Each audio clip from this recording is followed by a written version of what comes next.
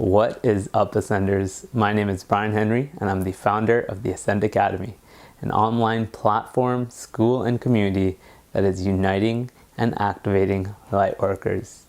If you believe you might be one of the souls that have come to this planet at this time to serve the awakening and the ascension of our planetary collective consciousness, we may be looking for you. To learn more about the Academy and to initiate your activation, head on over to academy.togetherweascend.com. Radical releasing, being willing to give everything, being willing to release everything. There is nothing of me that I hold on to, that I must retain, right? And so everything is open for me to be re-experienced. So I open myself to that recreation of self in order to experience the fullness. And so I was feeling it release with that. And it was after that that I felt this sensation come through me, and it was a Kundalini awakening, where it burst through my crown, and I felt this magnificent bliss come through me. Welcome to your awakening journey. Today's destinations include higher consciousness and actualized potential. If all ascenders could now please be seated in a comfortable meditative posture, we're about to ascend.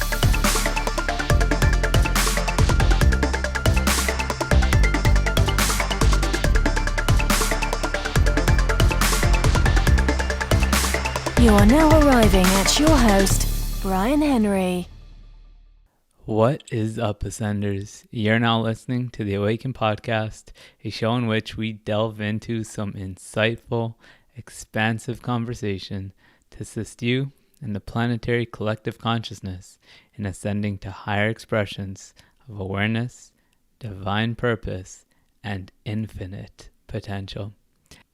My name is Bryan Henry. I'm the founder of Together We Ascend and the Ascend Academy, and I want to welcome you to the ascending journey.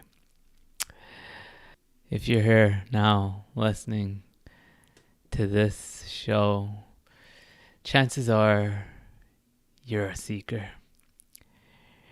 You're a seeker of higher truth and deeper understanding. And it's with this intention of unraveling our experience and deepening our understanding that we allow for profound experiences to unfold for us, to support us in this journey. And it's this intention and this process of unraveling, and through asking the right questions, that our guest in this episode of Awaken, Brandon Forrest LaPier, has opened himself up for some transformational experiences through a process of what he refers to as radical releasing. And again, through what he says is so important, asking the right questions.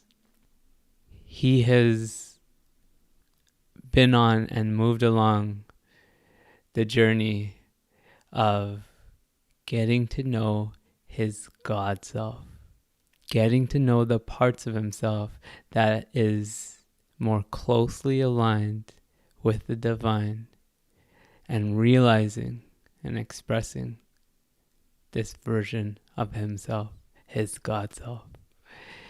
So in this one, Brandon shares with us a bit of his story, a bit of his insight that he has had and cultivated in this journey, in this intention. We talk about setting the seeds of intention, asking the right questions, unraveling our experience to deepen our understanding. So if you're ready to do so, if you're ready to more deeply know your God self, I invite you to continue on with us in this episode of the Awaken Podcast. All right, my man, let's do this thing. Alrighty. Let's spread some vibes. Let's be in our vibe.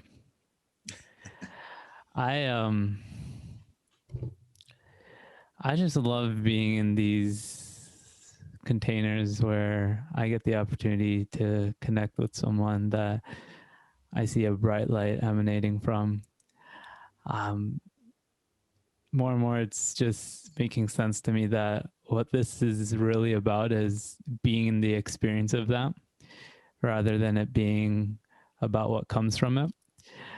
I at the same time will say that creating something and sharing something that will be valuable to another, something that will be of service to another, is just as important. And those two things might seem like two different things. Is it about right now? Is it about this experience?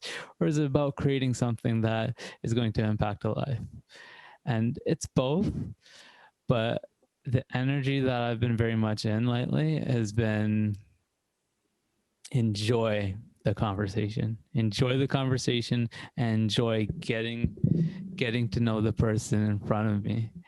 And getting to know you, Brandon, over these past few weeks has been a treat, and I'm looking forward to diving into another conversation with you where I get to know you a little bit deeper. Thank you, Bryan. It's an honor to be here. And yeah, I really enjoyed our last conversation. So looking forward to see what unfolds here. We talk about so many different things. We talked about a lot of things last time. There was one of those like, oh, we probably could have recorded that kind of conversations. Yeah. And that's funny that you should say that, because that's been popping up too, where a lot of the conversations that I'm having are seeming to be things that are worth sharing. In fact, one of the experiences that I've been having time and time again is I would book a call with someone to talk about possibly doing a podcast, or to connect with them and say, let's connect first, have a chat, get to know each other first, and then we'll plan to do a podcast down the road. But that first conversation always ends up being something that this should have been the podcast. This could have been the podcast. And I think that speaks to the power and just letting it be organic and authentic and raw. Yeah. There's definitely a lot of beauty to that tends to unfold, because both people, they're, like you said, authentic and raw. So sometimes I notice when I've had guests on, there's a little bit of a show. They want to be on their best presentation, so they might that comes off, that energy comes off of them trying to present something in a certain way.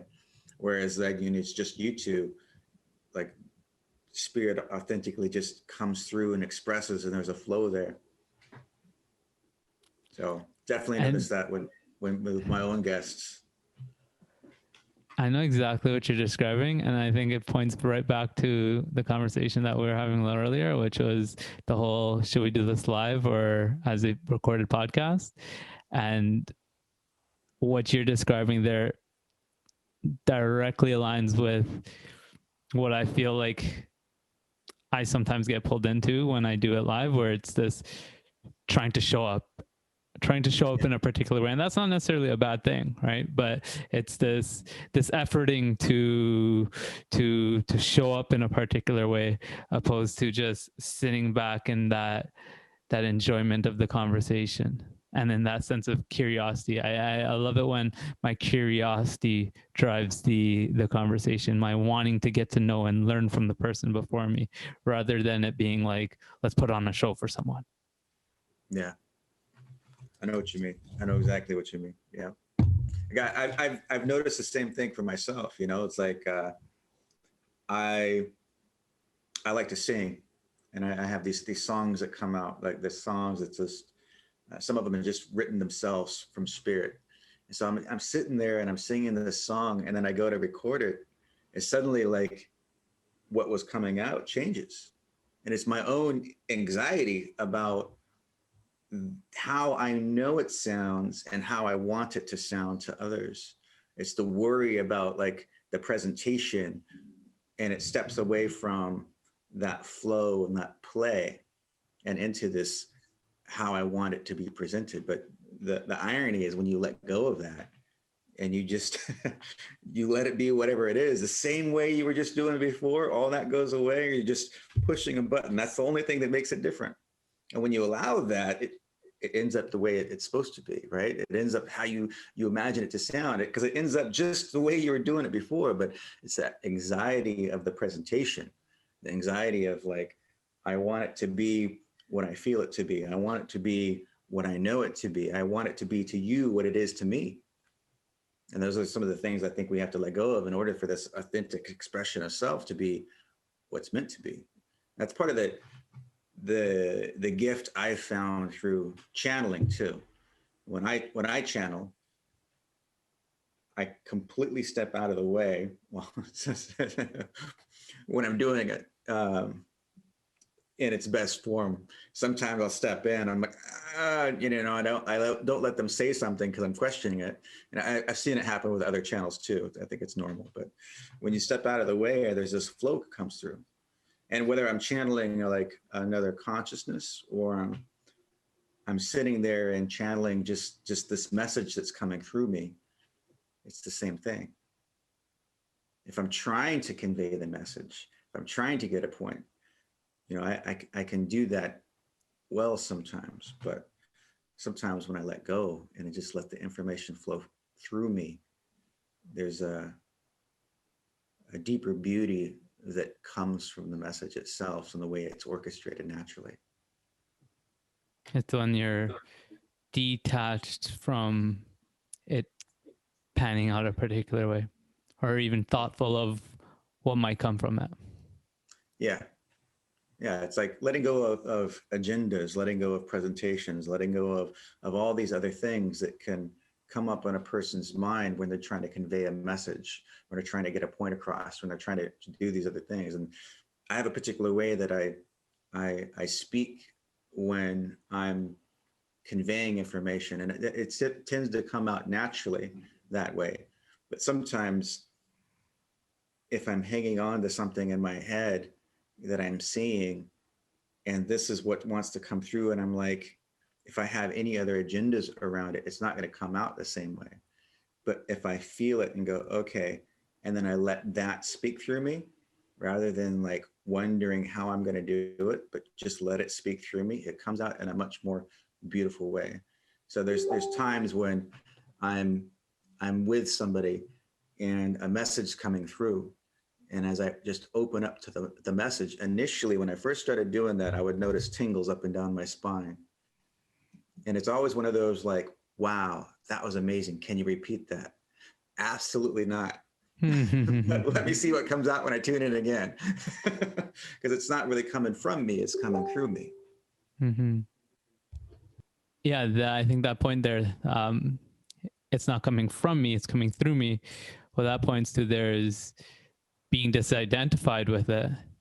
I think that opens up way for it to come through more freely, because now you're no longer anxious about it, because you're not creating this idea in your mind that it's you.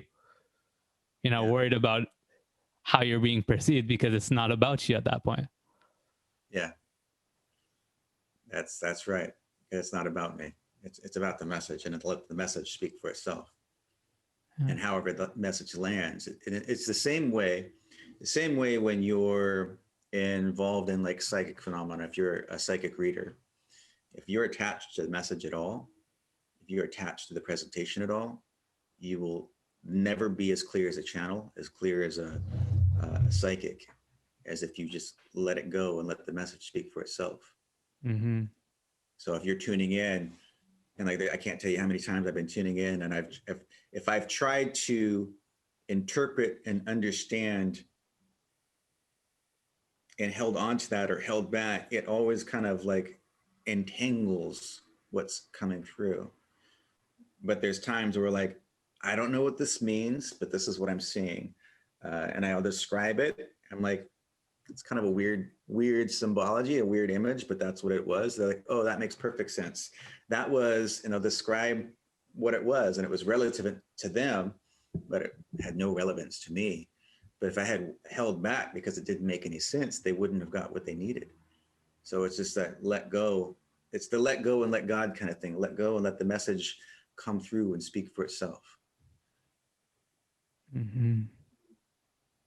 I think, and the music analogy, I really love that. I want to bring it back to that for a second. It's when you make it about just, would you say, the feeling, the vibratory feeling of that moment, and Yeah. you bypass the. It's honestly getting out of the own way with the mind, right? It's feeling into that vibration, that experience, that play. So when I sing, I'm using my empathic gifts. I'm using my channeling gifts. Mm-hmm. And for me, like I can feel me tune into where this song is coming from. I can tune into like the energy of the vibration itself. And when I tune into that, it kind of comes through me and I let the energy, I'm riding this wave that goes up and down, and I let that carry my voice where it needs to go. So not only does the sound come out a certain way, but there's a vibration that comes through it when I do that. And so that's how I do it when I sing, and that's also pretty much what I'm doing when I sing more of the shamanic songs in like plant ceremonies. So if I'm doing my shamanic work, I'm tuning into that other being, that other individual, and I'm guiding them, and I tune into them, and the music that comes through me guides the energy, not only just where they're at, but it lifts them up and it transforms the energy in a certain way. So I'm riding that wave. So the song itself, if I'm just sharing a song, it's the same way. It's the same thing. Now, if I have noticed when I do that without any recordings, it's this authentic expression.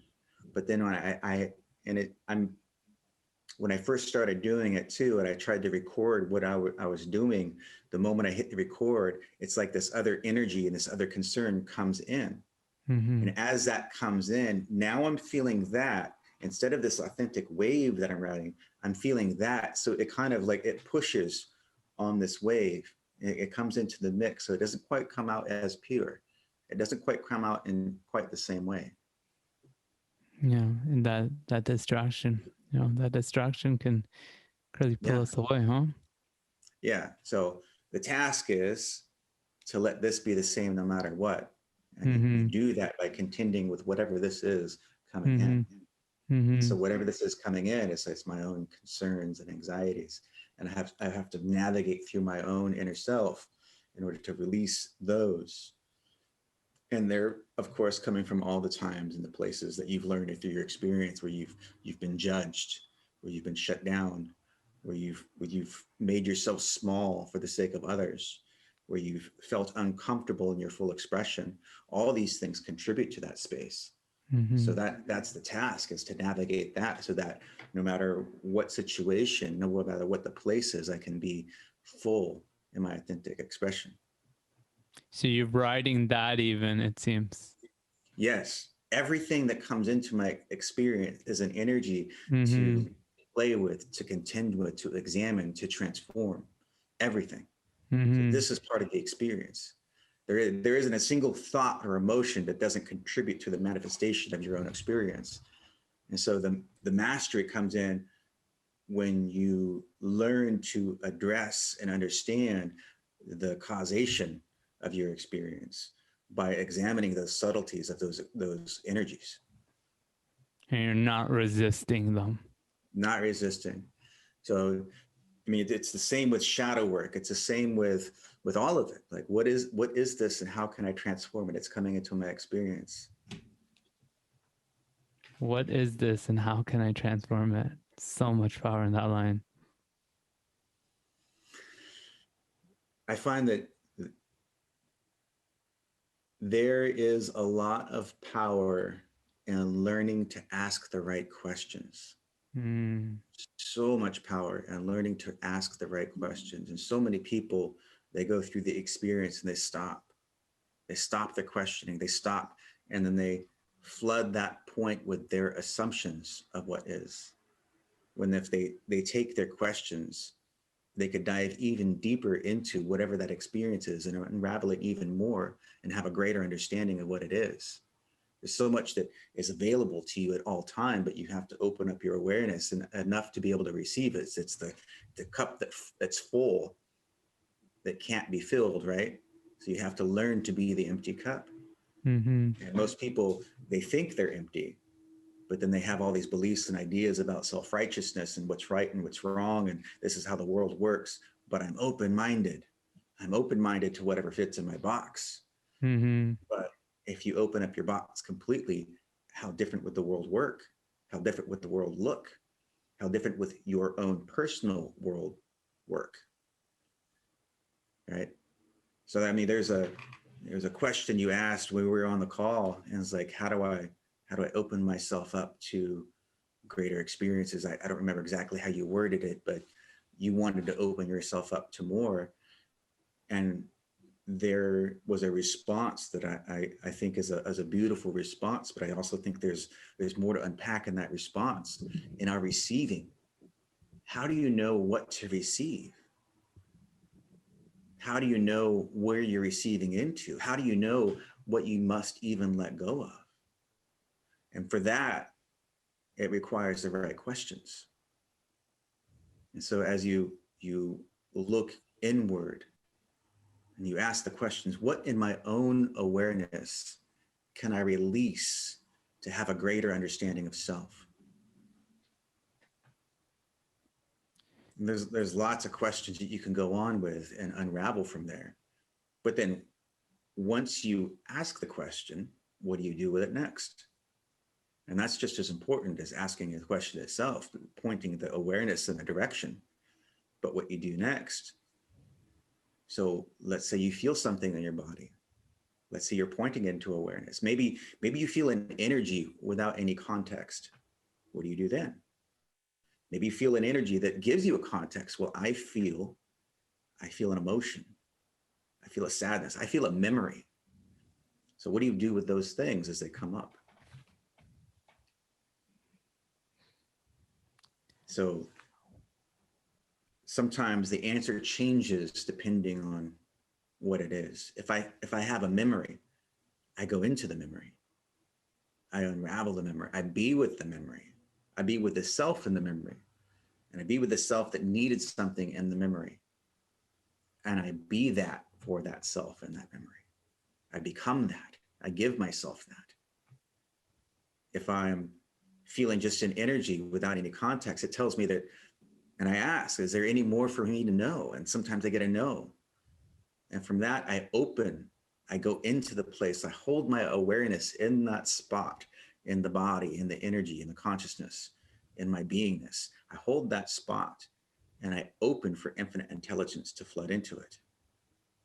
In that, I receive that flow, that love and light from the infinite into that space.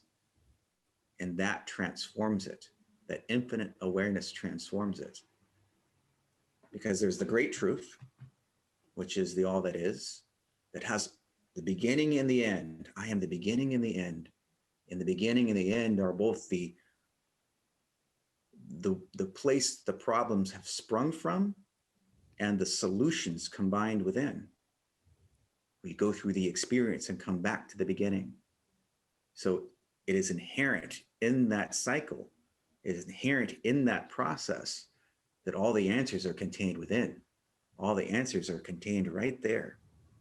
So you open yourself completely to that, for the answers to be opened within you, knowing that all of that divine light and love, all of that energy is also within, because we cannot be separate from Creator, because Creator is everywhere. And that's what we came from. So I open to that place inside of me and where that place exists. And I allow the fullness of that expression to move through me. And some principles that go along with that are also necessary in understanding. And that is, and part of this, like I ask myself, I tell myself, I affirm for myself, what is it that Creator wants for me? And I affirm, I want for myself what Creator wants for me. I want for you what Creator wants for you. And so in that's where the truth of the statement that we have our own individual truths, that's where that holds solid. But when you really look at some of the things that people believe and hold on to, all these false beliefs about self, is that true? You've made it true in the moment, but is it true under the scrutiny of the divine love and light? And so if you open that to yourself in this awareness of, I want for me what God wants for me, I want for me what Creator wants for me, and you open that, and if that melts away, that's not true. It is your untruth. So the fullness and the expression of self, that's where divine truth really is. And that's where your actual truth is. Many people, I think, and I was just thinking about this the other day, they have used that statement, well, that is your truth and this is my truth. And really, it has become this way of saying, oh, I disagree with you, and that's fine. Mm-hmm. But that's not really what was originally meant by your own truth, following your own truth. What's right for one may not be right for another, and that is your own truth. Your path, it may be right for you, but it may not be right for me, and that is your own truth. But what expresses through you in your fullness, that's your truth. And so when I tune into people, when I'm in session with people, I tune into that authentic place for them and themselves and what wants to be revealed and released so that they may be living in their own truth. I can't convey my own conviction and my own opinions on what's right for them, because then they wouldn't be following that.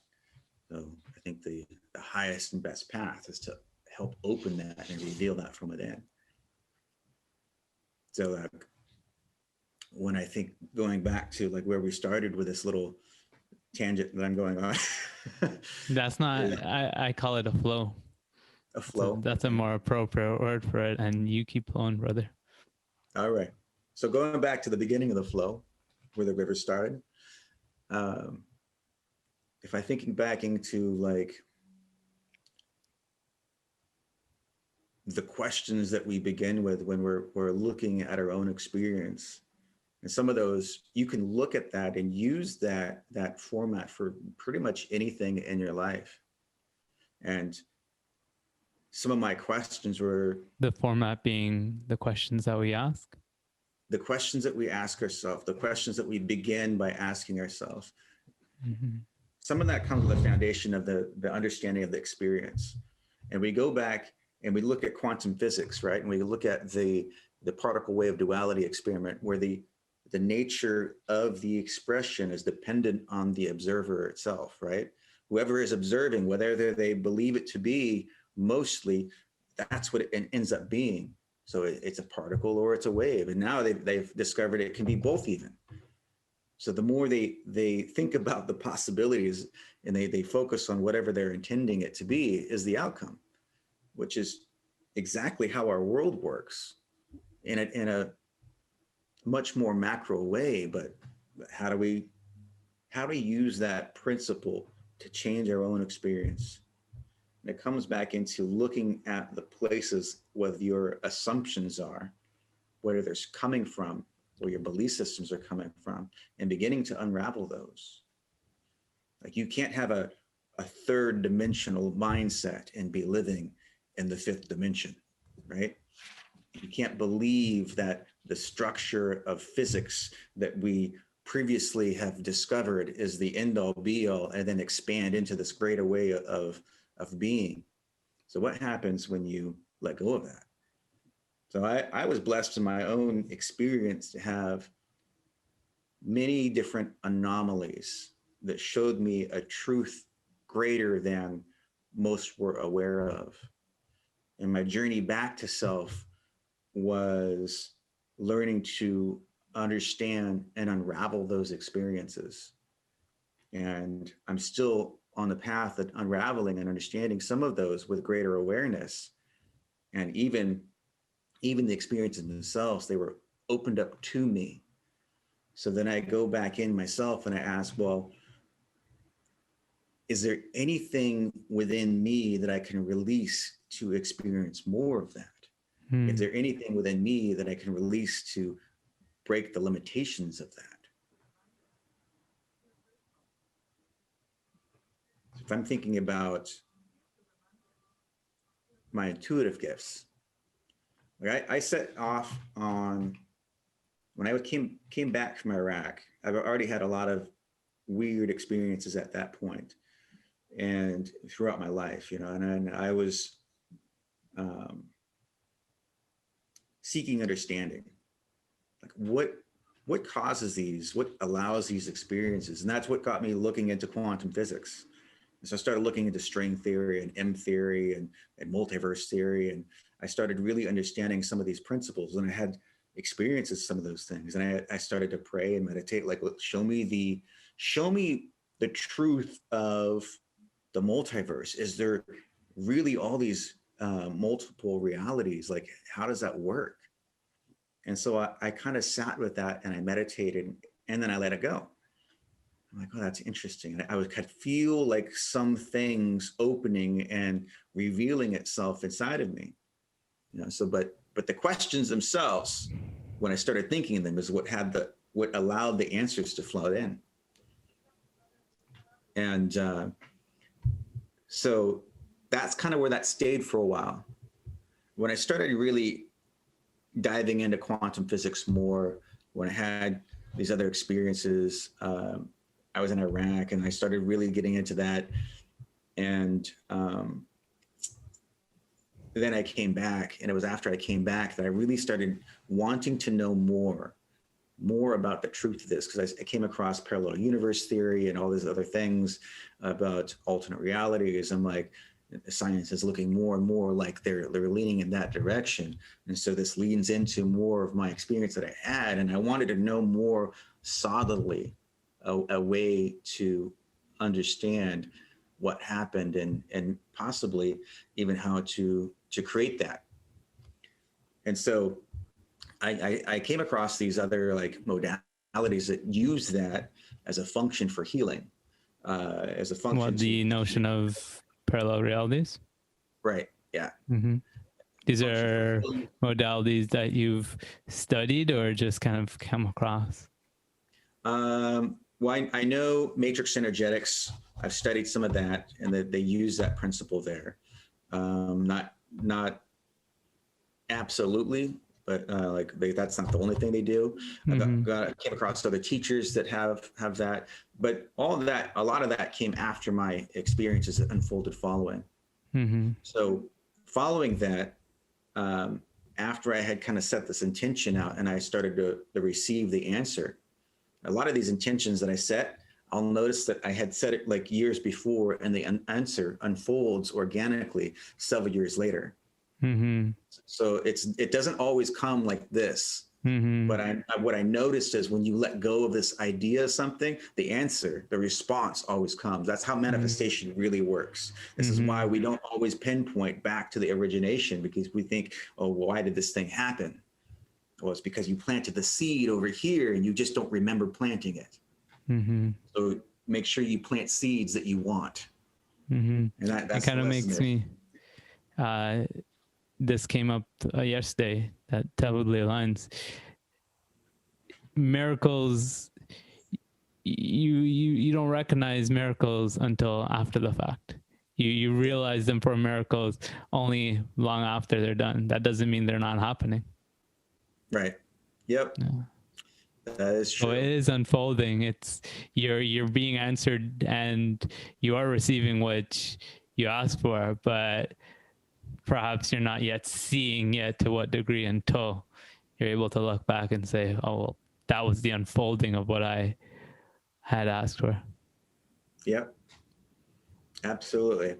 Yeah. And sometimes it's in miraculous ways, and sometimes it's in more subtle ways that you don't realize what just happened. But it's always there it is. How conscious can we be during the experience of it that we are receiving? And the more confident you are, and conscious you are, the more that you can create your reality moving forward. Mm-hmm. So I know that every little thing that I think manifests, and like part of my process has been to examine my reverse thinking of what I actually want. For instance, Reverse thinking. like it's the reverse seeding of my goal, unconsciously reversing the seed of my intentions, meaning that I'm going to, like, if I'm out driving, I'm going to go this way because I don't want to be late. Well, then I go that way because I don't want to be late. And what did I end up doing because I went that way? I'm late, right? So if I'm thinking that way, I'm thinking about being late, I'm going to go this way so I'm not late.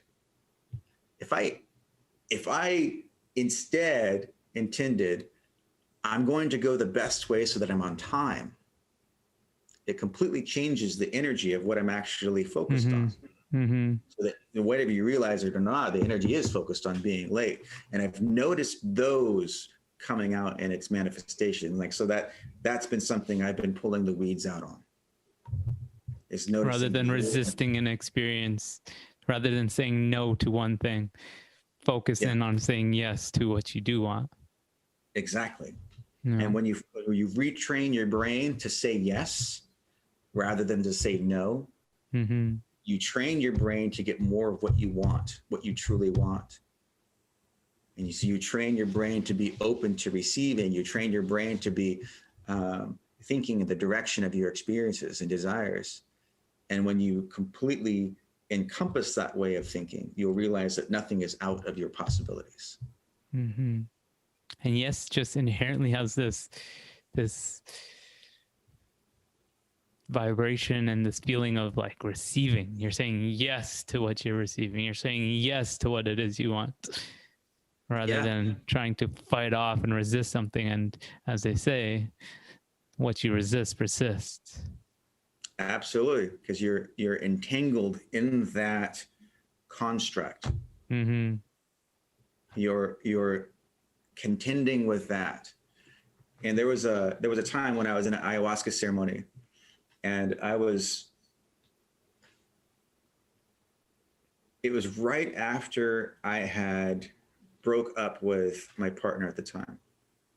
And so I had a lot of like self-doubt and like, what did I do wrong? What I could have done differently? How could I have done this better? You know, I broke up with her, but there was still this like, this needing for my own integrity to be in alignment. Like where could I have done things differently? If I did things differently, could have ended up differently. So I was wrestling with all this and I was really struggling with some things. And I noticed that I was just turning and turning and turning and turning. And there was a lot of shadow aspects that started coming up. And I started thinking about all these things in my past. So that was just this turning of the shadow. And no matter what I tried to do in that, I couldn't get out of it. And I felt this hand come over and grab my face, and it gently turned it to the side.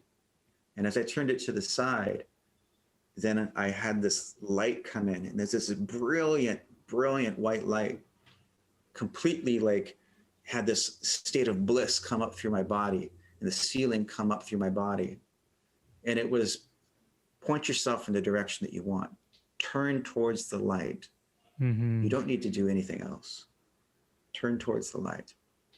And so sometimes the best way to get through the experiences is just point yourself in the direction that you want to go. Mm-hmm. And it's like, sometimes what prevents us from getting there is just simply the things that we're holding on to. Sometimes you need to do something with those things. But sometimes you just point towards the goal. And I think that's like right in line with that statement of like, when people say we are already enlightened, it's because underneath it all, this is what we truly exist as. But you have to find the things that you need to release in order to receive and realize that state. So most people aren't acting from that state. They're acting from this place over here, this place of this whirling and contending with and and pointing and blaming and judging self and judging others and all this other things. Stuck in that. Yeah. Stuck in that. Mm-hmm. Yeah. Yeah. I think the moment you, as you say, turn towards the light, when and if something that impedes that arises, that's the moment by which we're being called to release that, as you say. That's when we look at that and say, I release this, I let go of this. But it's, I don't think, necessary to go digging necessarily and fighting, looking for what's wrong, what's holding me back, because I think that even just kind of goes back to what we were saying, spending too much time in what are you trying to resist, right? What are you trying to get away from, opposed to let's turn towards the light. Let's focus in on what we want. And then if something arises, as you brought this up earlier, right?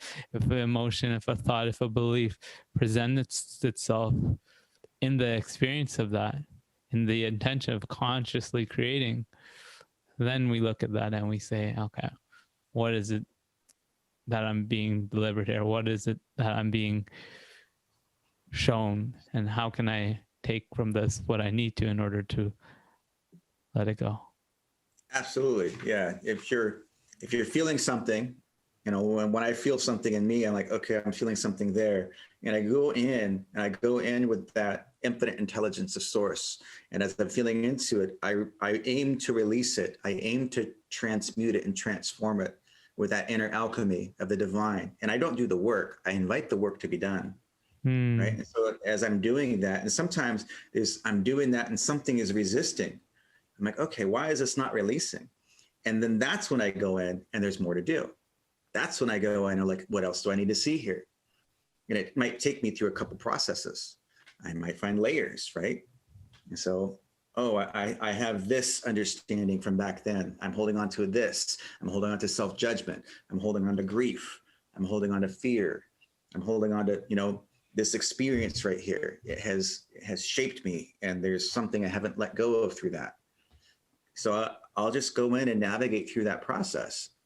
So that there is the going for the goal. There is the going for the end in mind that you want to see, but there's also that understanding that if anything else comes up along the way that is resisting to that, that's now what you go into.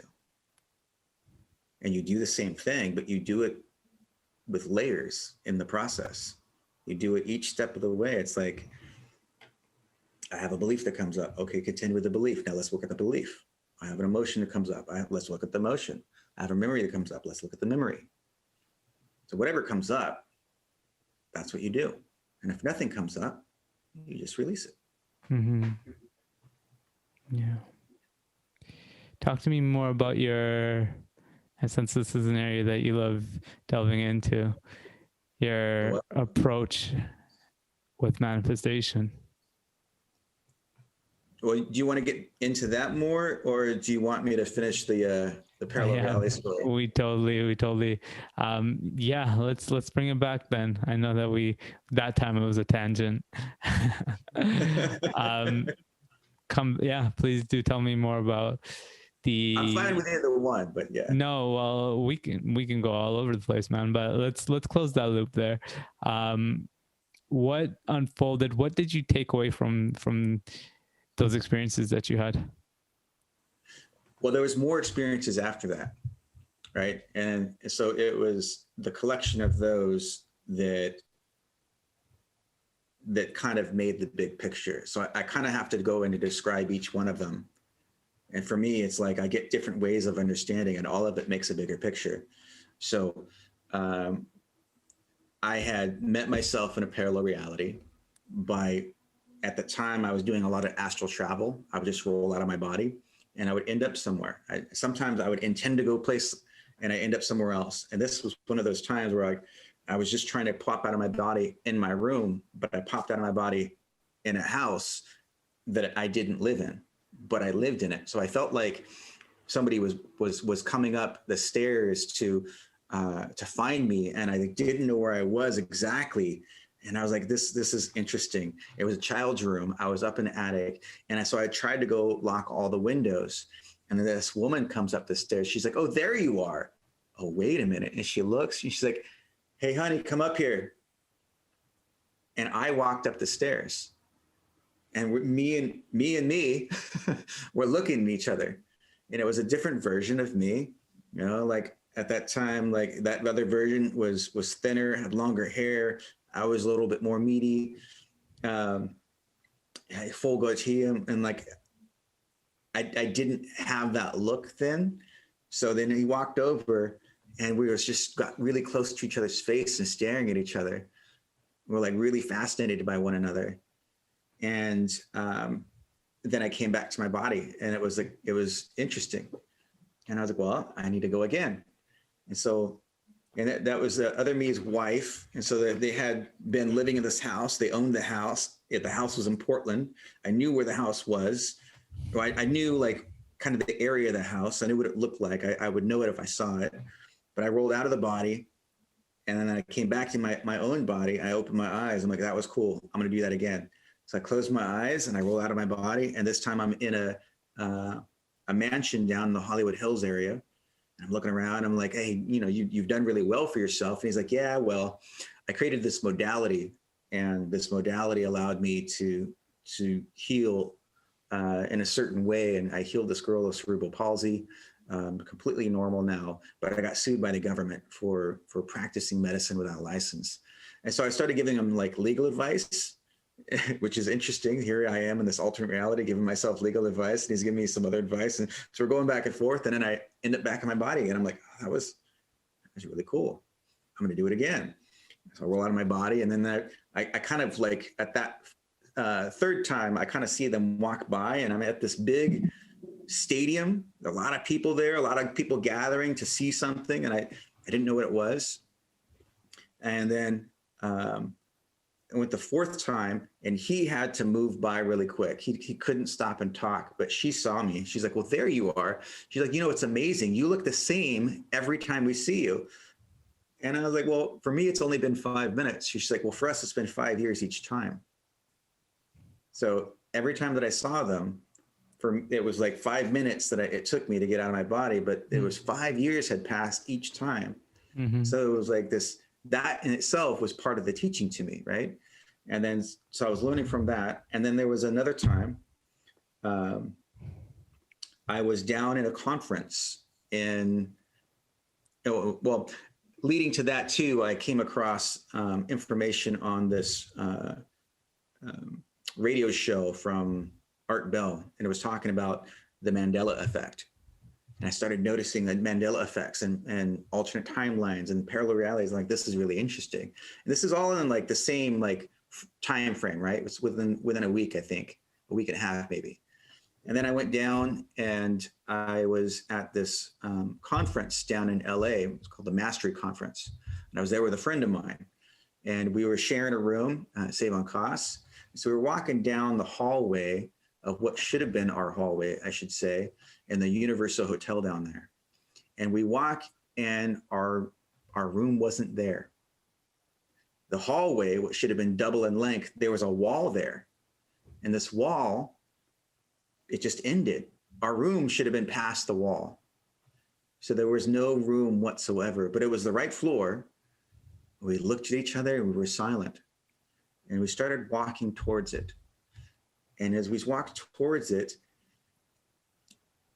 we got to a point where we got close enough, I could feel myself walk into this bubble. And it was a palpable field that we were surrounded by. And it was the difference in frequency between one reality and another. And I knew that's what it was. And so I'm very fascinated in walking towards it. And I could hear and feel her thoughts. And she, who was with me, also witnessing this, she started thinking to herself, oh my God, why is this here? This shouldn't be here. Oh my God, why is this here? And it would come out like a wave, and it came out like a wave, and it started interacting with this wall that we were seeing. And the wall started to wobble like this because she was injecting this frequency of her doubt that this shouldn't be here, should not be here, right? That was the instruction that she was giving by her thought. So everything that we were witnessing started wobble like this, and then it opened up, and there was the hall again. There was a room again. And every hair on our body, both of us, was standing straight up and was, oh my, it was just complete amazement. Now, if I didn't have somebody else there with me, it wouldn't happen the same way. So the teaching was that she was there with me.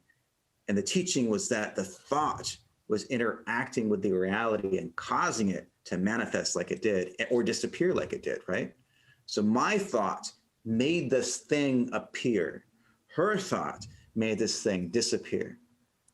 So it's the alignment of the thought. It's critically important, the alignment of the thought that manifests the reality. So that was the teaching that came through that. You see, there's this whole thing, it's the package of the whole experience. That's why I couldn't necessarily extract one experience and say, this is what I learned from it. It's the whole thing. Mm-hmm. So this woman that you were with, this is someone in this reality that you have a relationship with? Yes, a good friend of mine. And she has full conscious awareness of the shared experience that you two had. Yep. And then after we had that experience, my mom came to visit me there because she was living nearby at the time. So she came to visit me, and because I was living far away, we don't often get to see each other back then. And I described the experience to her, and she said, "Oh my God, I had the same experience." But she did what I might have done, is not say anything right then, because she was doubting herself. She's like, "I had the same experience, but I didn't know what that was. I thought maybe I was tired or something. It was strange." So she experienced the same thing. Mm-hmm. And then slowly over a couple of days, this bubble right there kind of disintegrated. So it was a point that was a nexus point between these two realities. Oh, so in the coming days, you still felt a shift between that point? I didn't see the wall anymore, but I could feel the bubble. You could feel the difference. I feel a shift, and it was slowly dissipating. The thought aligns the reality. Mm-hmm. Yeah. And it's interesting how the universe will present to us these types of experience to just kind of support us in better remembering that truth, cultivating our belief in that truth. Well, it's important that you're open to it. It's in this, the seeking is important too. You have to be open to it and seeking it and aligned with it in your intention. So I try to. The asking. That is the asking. And you have to be open to infinite possibilities in order for all these kind of possibilities to occur. Right? Like if you are, well, I was going to say something, but that's not always true. Because you can manifest things that are going to be frightening to you, but if you believe that they're going to be manifested, mm-hmm. then you'll manifest this frightening experience. But if you're trying to call something to you and you're resisting it because of whatever you think it means or something, it's probably not going to manifest in your world. Or thinking it's supposed to look a particular way. Or thinking it's supposed to be a particular way. Like some of the most profound experiences is when I let go of defining the moment, but simultaneously seeking it out. It's having that intention, but like being detached to it playing out in a particular way and being open to just being open. So it's like intention set, but I'm open to receiving however it wishes to unfold. Yeah. It's like I open up to the infinite. I open up to Creator and say, show me what this is. Show me mm-hmm. what this looks like. Show me the truth of this. Mm-hmm. And so I know what I know through my experiences and my research and all these other things, or my channelings even. But then I open up and allow still my cup to be empty. So then I might be taken to an even deeper truth, an even deeper knowing. When I first got back, like I first came across this ayahuasca, and I knew in Iraq, and I was playing around with manifestation. That's where I really started playing around with manifestation, just back then. But so at that point, I was like, I came across it. I read about it. And I'm like, I need to do that. I'm going to do that. I don't know how I'm going to do that. I don't know anybody that does that, but I'm going to do that. And I came back to the States after I got back, and within 3 months, I found somebody. She's like, oh yeah, I do like these ayahuasca ceremonies, and like I'm a part of this church that it's an ayahuasca church, the Santo Daime. And I'm like, oh, you don't say. So that's how I got introduced to it. And then as I'm contemplating these things, as I'm contemplating myself, my own beingness, knowing that there's like this greater part of self that expresses differently when there's no limitations. Not knowing exactly what that looks like, I was open to it. And so my first ayahuasca experience, the whole thing was like this magical journey. Now I opened up by setting my intention that I step into my God self. That's how I phrased it. Like there's this part of myself that is more closely aligned to the divine. And I would like to know myself realized as that. I would like to know that beautiful experience. intention. So I just opened, and I would set myself in meditation an hour a day for like a whole month before that. And that month was like leading up to it. I have a lot of psychic friends. You know, I have my own gifts, but I have a lot of friends that do too.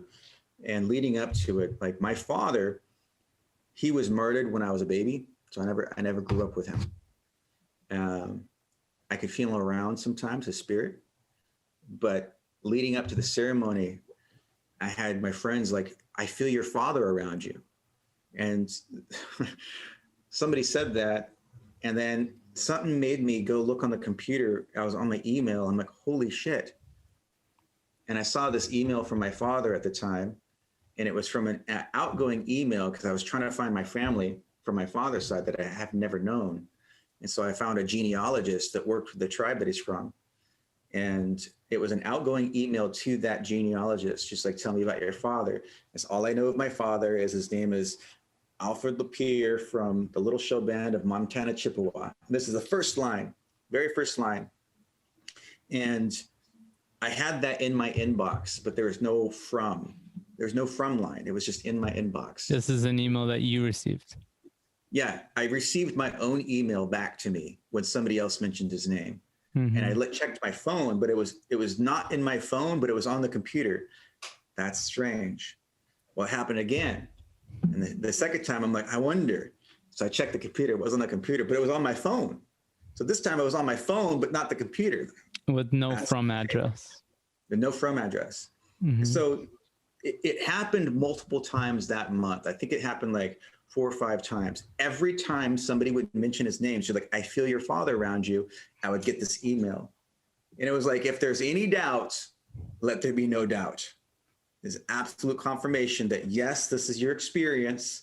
Yes, you can trust it. This is what's happening. It is your father.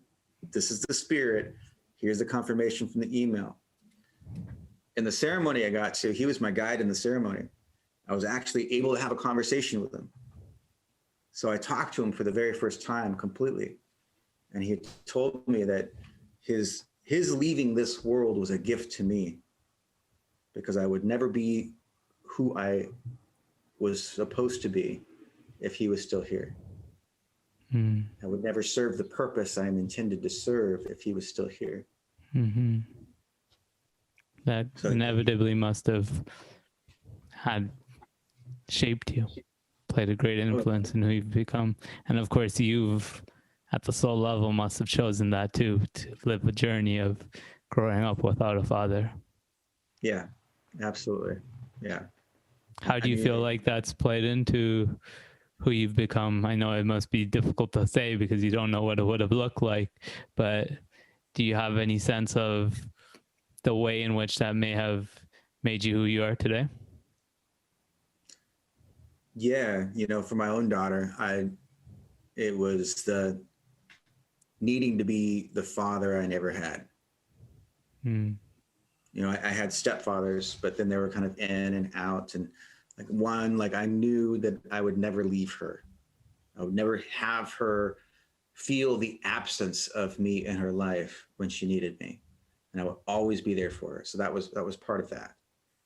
And then two, I would need to be for her the father that I wished I had, the kind of father that I wished I had. So I need to be the man that I need to be in order to be that for her. Mm-hmm. So yeah, it absolutely shaped me. The absence of him too is like, there was the seeking and the spiritual path that unfolded in the absence. So much as we were talking before, the absence causes the seeking. So because I didn't have that father structure, that family structure, there was something missing that I was searching out. So it definitely, like, that part of my family, like, experiences life in a different way. So without that, I was led on this other path of my seeking. You must have had to experience the missing of that, the contrast of that, to know, to really truly appreciate and understand the light that emerges from that, right? So you can feel into what you didn't have around you, what was missing, and that allows you to better understand what to be there, how to be for your daughter. Yeah. Like I knew what I wished it would have looked like with the stepfathers that were there. I knew what I wished it would have looked like if I had a father in general. I knew what it looked like with other people, and then, yeah, I basically from that, like, is where, from what I wished I had, is where it kind of unfolded from, where I knew that's what I needed to be. The seeking also was this interesting thing that came from my not understanding my spiritual gifts, my intuitive gifts. So he was always present. This is kind of what he shared with me. He was present throughout my entire life. And so I would feel him and the absence of him simultaneously and be confused because I knew that I never knew him. And yet I missed him because I could feel him. You felt that? I could feel him and not feel him at the same time. Did you know that was what you were feeling at the time? No, that didn't become clear until much later. Later in your life. Yeah. So you did grow up with this feeling as though you were missing him. Yeah. I felt like I missed him, like he should be there, but then, as if you knew him, but yeah, in your mind that you didn't know him, but it seems like a part of you felt like you knew him. Yeah, there's a part of me that felt like I knew him. There's a part of me that, that is still connected to him. Now you do know that you know him. Right. Yeah. Now I do know. That's beautiful. And a lot was revealed in that conversation that we had, that initial conversation. He was guiding me, telling me when I needed to drink water, telling me, like, okay, you need to purge, and guiding me through that process. And then my intentions unraveled after the first part, after the purge, because I had to release everything that I was carrying.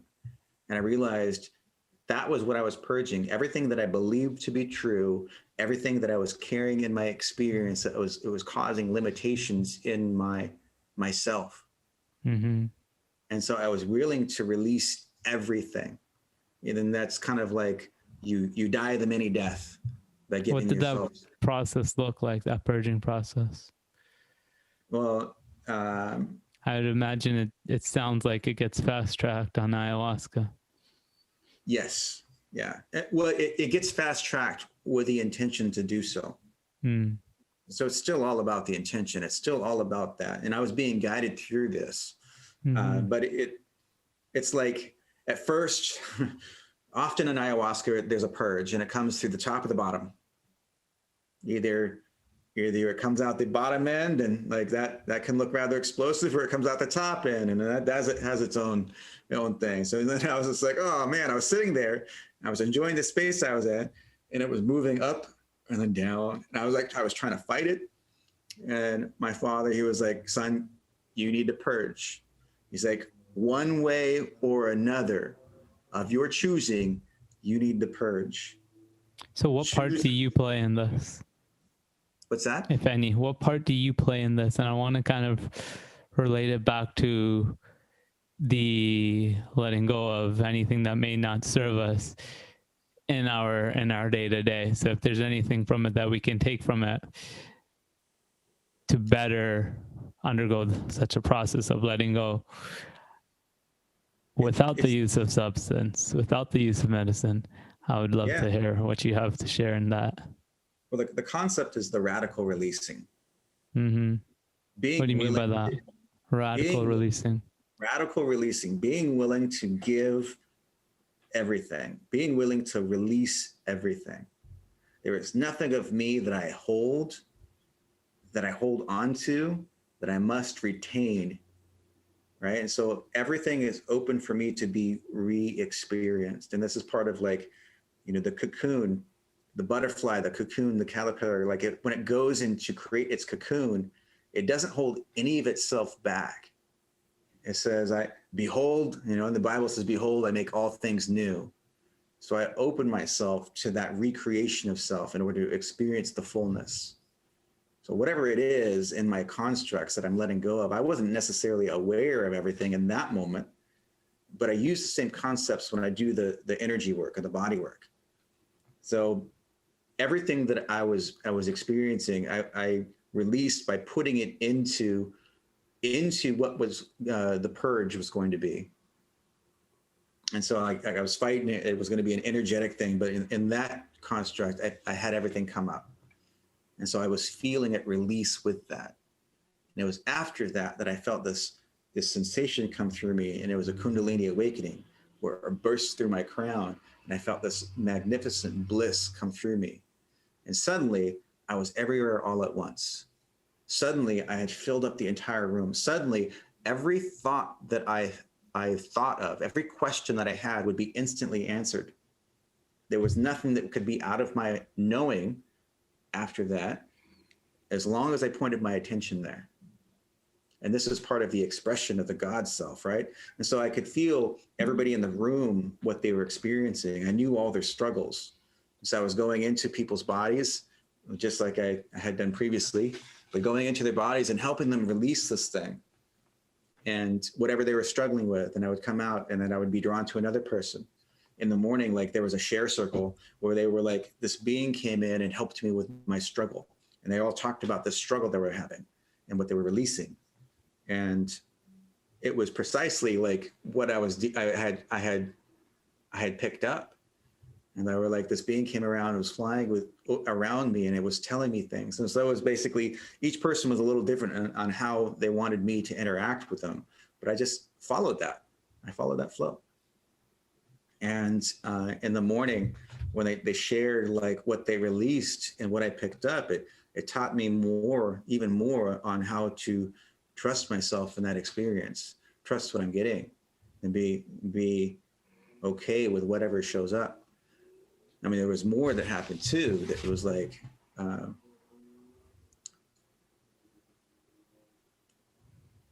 well, this part sounds a little strange. I don't know if I want to share it completely, but I also you don't hold back here, brother. All right. Well, also in the experience, at one point, my closet had appeared in front of me. I was looking at different things. I was remote viewing. I was like looking at different people and relationships in my life on like what needs to happen here. What can I do here? And I was looking at like understanding things in a deeper way. And all of a sudden my closet appeared in front of me. And it was very clear, very vivid. I was like looking at this little miniature version of my closet right here. And there was one of those rolling wardrobes, right? It had wheels. I had a little cubby in the room I was in, and it would roll right into there. But it had no bar in the closet, so I just bought one of those things and put it in there. But it was meant for a lot of clothes.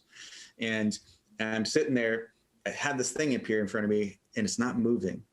And so at that point, I got a little bored. I'm like, why is this thing here? So I put up my hand and I went like this, and I saw it burst sideways. That was interesting. I don't know what that was about. And I just continued. It was about 2 a.m.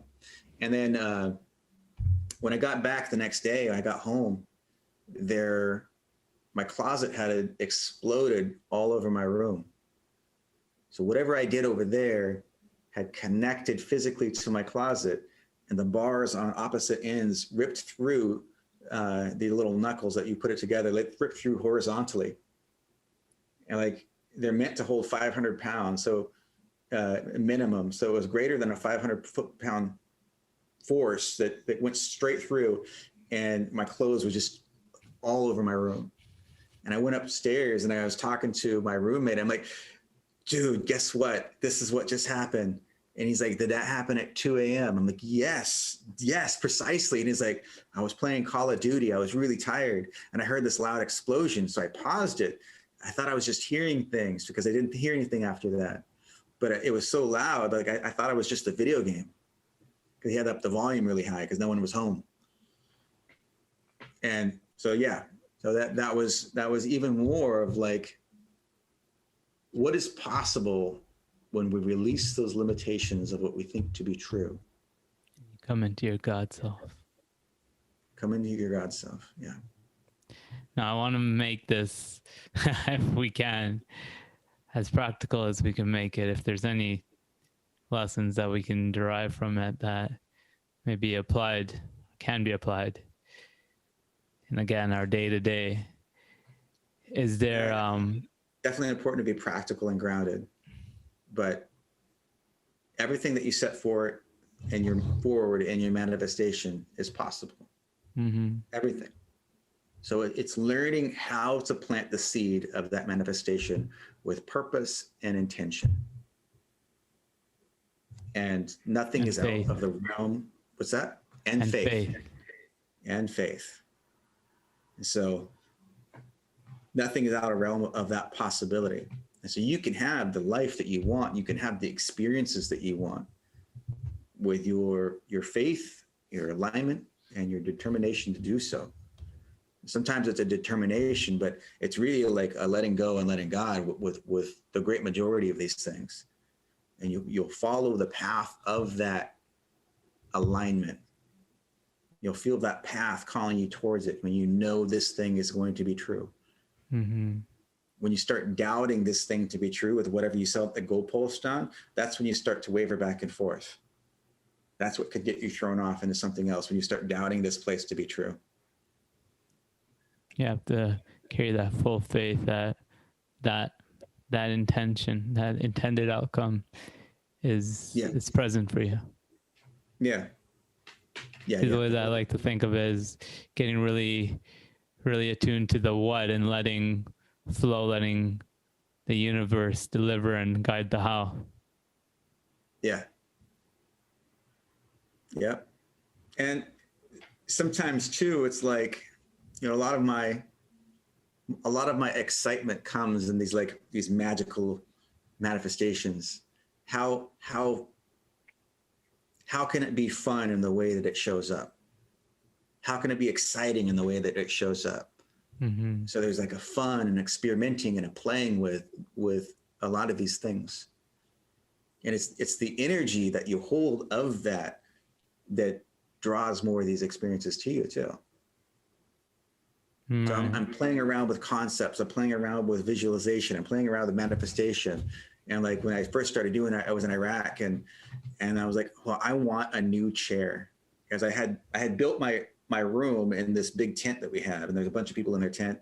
We all built our own rooms, and I had a pretty bougie little room for being in the middle of the desert in the war zone. I had track lighting around my room that I built, a large screen TV. I had a PS, whatever it was at the time, PS4, PS3. Anyway, so I had that, and they had this nice little carpet that I had there that I did yoga on. And I built a desk and a bed and everything. It was good, but I needed this chair.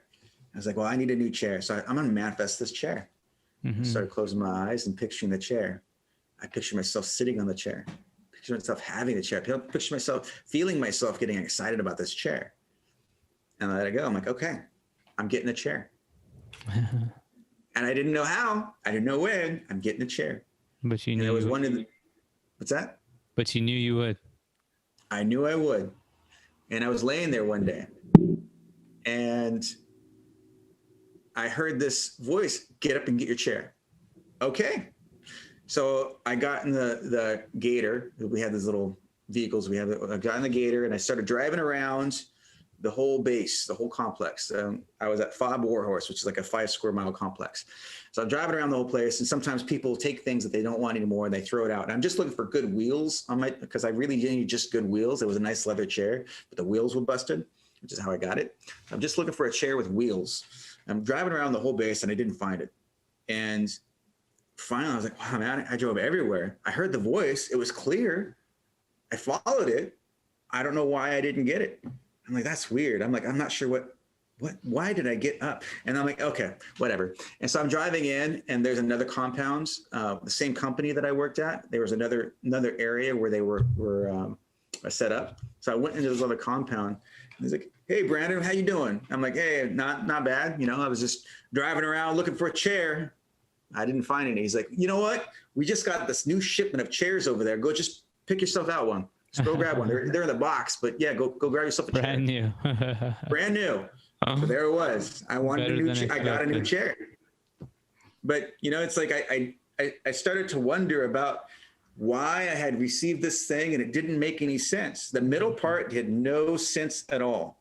But then I went right where I needed to be after that, and he had just got the chairs.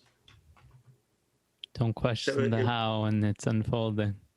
Yeah. Just hold trust, hold full faith. Yeah. It brought me right back to where I needed to be, going into that place over there, which I would never thought of. I would have never thought to go over there, which is probably why I was led to drive around in the first place, because I would never thought to go there, because people normally put their chairs out. So I was led to drive around, which at the end of that, my going, led me to go there. Right. So what steps would have been differently if I didn't drive around the complete base? If I drove around half of it only, for instance, maybe I would have thought, well, I'll get to the other half tomorrow or later on in the day. And maybe the chairs over there wouldn't have been there so much. Yeah, they would have been taken up already. We shouldn't be too concerned and fixated on the how. That's the message that's been coming in time and time again. The more we concern ourselves with that, because what we could actually, in fact, do there is limit ourselves. We might be closing ourselves off to something better if we remain too attached to it playing out a particular way. And this kind of brings us right back to a point that we kick-started with. And I think this is a perfect way to kind of just wrap it all up is, are you truly open? We say we're open-minded, but how open are we really? Yeah. And it's in suspending our assumptions, our beliefs, our attachments, letting those go, that we truly open up to something greater. And it seems like you, my friend, are doing an incredible job of being open to some profound experiences and the answers to all the questions that you ask. Oh, thank you. I continuously seek to do a better job. Seek to do it in a more expanded way, understand myself and the experience more. Well, that's why you continue to evolve. Because you're always looking to expand further. Right. And I seek to understand so that I could share that understanding and be the example for others, which drives me even further in my seeking. Yeah, I love that. I love this. Go ahead. How can I serve in the best way that I can? What is the best way that I can serve? And the best way that I can serve is being the fullness of myself, and then teaching others how to be fully themselves. Those journeys happen alongside each other, the expression of our greatest self for others and the growth into our potential. And when you make it one thing where I'm becoming better so I can serve on a higher level, and that drives you. That desire to serve others drives you into your potential. And when your desire is to serve others, you are supported by the entirety of creation. Because that's your highest essence, your true self coming online, right? And right. From the other side of that too is source is gonna back you up. Of course, source is gonna back you up when your intention is to serve. And plus, too, is like when you think of yourself as find me something that I am not a part of in my own awareness. Is it possible to have something that I am not a part of that is in my awareness? I have not found a single thing that is possible to be separate from me in my own awareness, which is how things like Ho'oponopono work, right? You're taking accountability and responsibility for that which is in your purview, that which is in your perception. And when you give thanks and gratitude and love to the thing that you're experiencing, that you're perceiving, then the solution allows itself to unravel. You're saying, forgive me for what I'm perceiving. You're taking accountability for your own creation of the perception. That's how that works, is because everything in your purview is also a part of you. And if everything in your purview is a part of you, when you seek to serve others, everything that you're experiencing supports that because it is not separate from you. Beautifully said, my friend. Now, I think you said it all, but I'm still going to ask the question because this has been the closing question. Actually, you know what? There's a better way for us to do this. There's a question that comes towards the end of every interview now. I've been asking this as the final question for the last few ones. But before we wrap it up on that note, I want that to be the grand finale.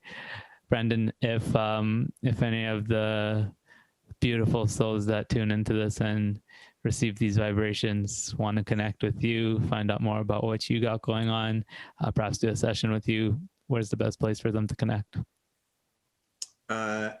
I am transitioning my website to another hosting site, so I'm probably going to take it offline here soon and redo everything.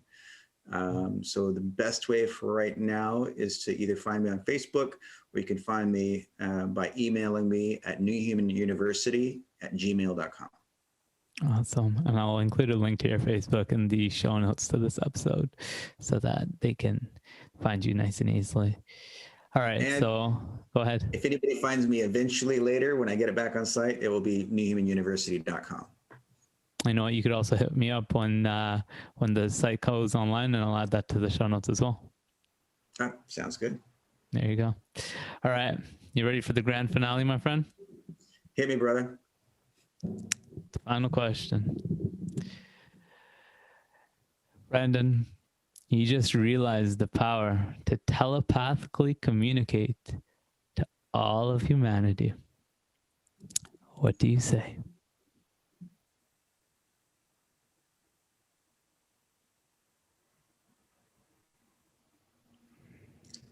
The first thing that I hear when I tune into that is know the truth of God within yourself.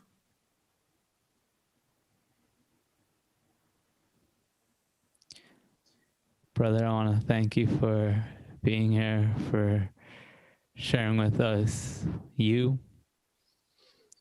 for allowing for your God self to be expressed through you. It was an honor. I thoroughly enjoyed our time here together, and I appreciate you. Thank you, brother. Thank you for having me. It's been an honor. All right, my man. That's going to be all for this one. All right. I'll see you soon. See you soon, brother. Ascenders, that is going to be it for my conversation with Brandon Forrest LaPier. I do hope that this invitation into unpacking, unraveling your experience and deepen your understanding of self, of your God self, was able to inspire you. Before we go here, Ascenders, gonna put out that invitation again. The Ascend Academy is bringing together, uniting, and activating lightworkers, those that have heard the call to serve, those that have recognized that it is of their mission here to assist humanity and this planetary collective consciousness in its ascension to higher planes of awareness, compassion, potential, and harmony. If you've heard this call and you're ready to answer, the Ascend Academy is looking for you. Head on over to academy.togetherweascend.com to learn more and perhaps become the newest member of the Ascend Academy. That's going to be all for this episode of the Awaken Podcast, Ascenders. Thank you for being here. Thank you for tuning in. And until next time, keep ascending.